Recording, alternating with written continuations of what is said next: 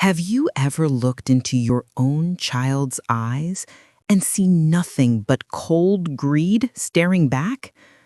On a freezing December morning in 2023, I stood on the snowy porch of the only home I had ever known.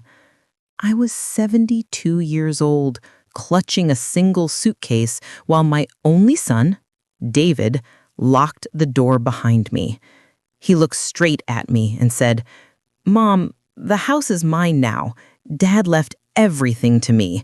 Just go." Those were the last words my son ever spoke to me as his mother. Then he slammed the door in my face. Neighbors watched in horror. My lips trembled, but no tears came. Not yet. I turned, walked down the icy steps, and disappeared into the snow. What David didn't know was that I had a tiny envelope hidden deep inside my coat pocket, an envelope that would bring police cars racing back to that very same doorstep exactly 11 months later. This is my story, the story of how my greedy son thought he'd won, until I returned with officers and a brand new deed that left him speechless.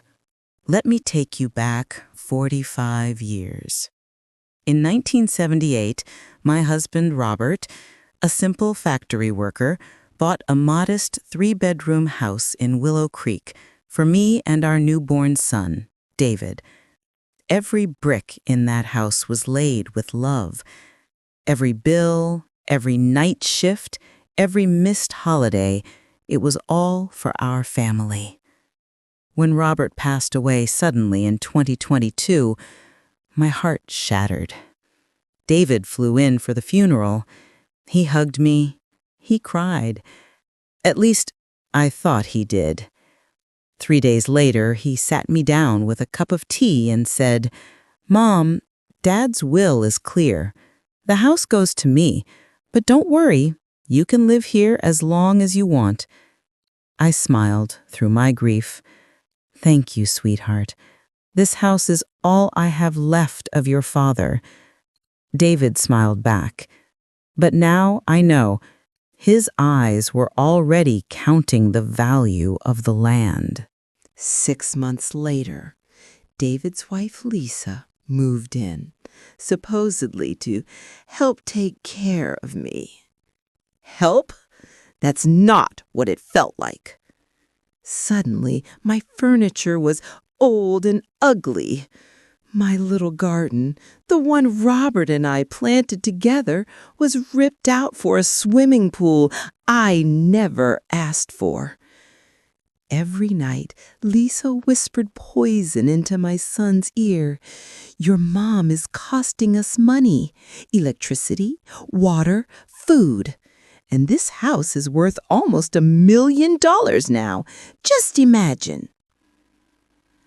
David started picking fights over nothing. "Mom, why is the heating so high?" "Mom, stop cooking so much. The grocery bill is insane." Then one day, he dropped the bomb. "I'm putting the house on the market next month. You need to find somewhere else."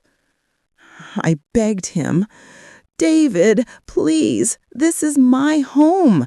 I have nowhere to go." He didn't even look at me.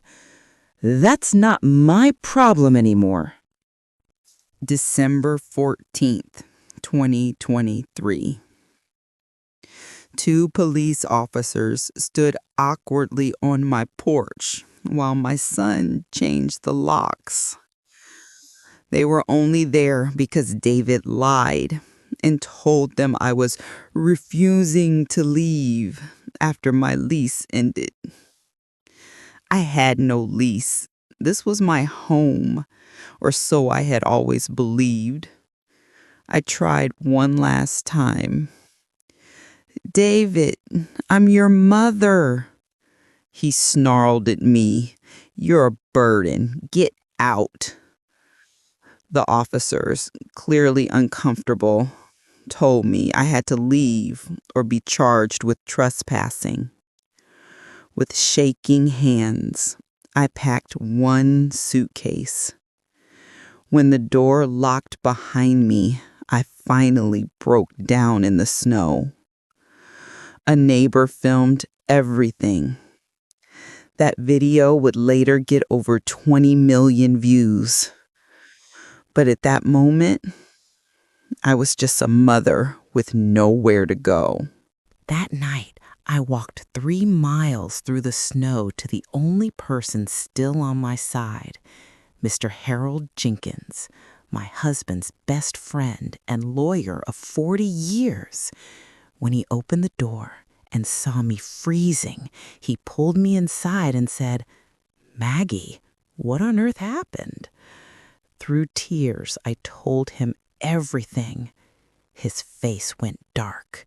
He walked to his safe, pulled out a yellowed folder, and placed it on the table. "Maggie, Robert came to see me 2 weeks before he died. He was worried about David. He made a new will, and he never told anyone." Inside was a legal, notarized document. The house, all assets, everything left to me, with one condition. The will only activates if David ever tries to force me out. My husband knew. He saw the greed coming, and even from the grave, he protected me.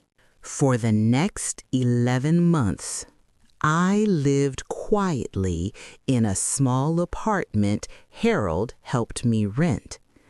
I didn't tell a soul about the will.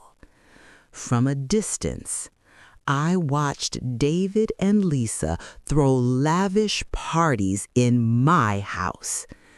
Luxury cars parked in my driveway. Online posts bragging about finally getting what we deserve. Every day, I grew stronger. Harold filed paperwork quietly. Property records were updated without David ever noticing. Months ago, the house legally became mine again. He just didn't know it yet. And then the day came. November 10th, 2024, 9:07 a.m. David was eating breakfast when the doorbell rang. He opened the door and froze. There I stood, no tears this time, flanked by 2 police officers and Harold holding a thick folder. David laughed nervously. "Mom, what is this? Some kind of joke?" I looked him dead in the eye. "No joke, David. This is my house, and you have exactly 15 minutes to get out." When he tried to slam the door, an officer stopped him. Harold handed him the deed, stamped, notarized, filed. My name, Margaret Thompson, sole owner. Lisa came screaming. The officer shut it down instantly. David went pale. This can't be real." And I finally said the words I'd practiced for almost a year. "You threw your own mother into the snow for money. Now I'm returning the favor, legally." Neighbors filmed everything. David and Lisa packed a few bags while officers waited. As they walked down the same porch steps I once cried on, David tried one last time. "Mom, I'm sorry, please." I didn't yell. I didn't cry.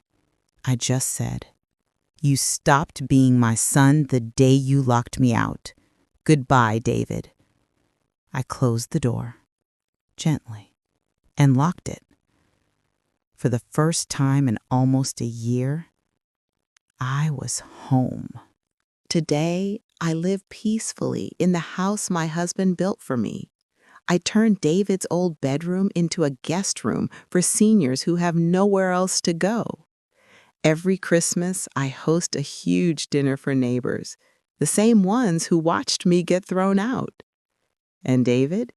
He and Lisa rent a tiny apartment 45 minutes away. The cars are gone. The parties are gone. So here's my lesson for you. Never forget who raised you. Never let money turn you into someone your parents wouldn't recognize.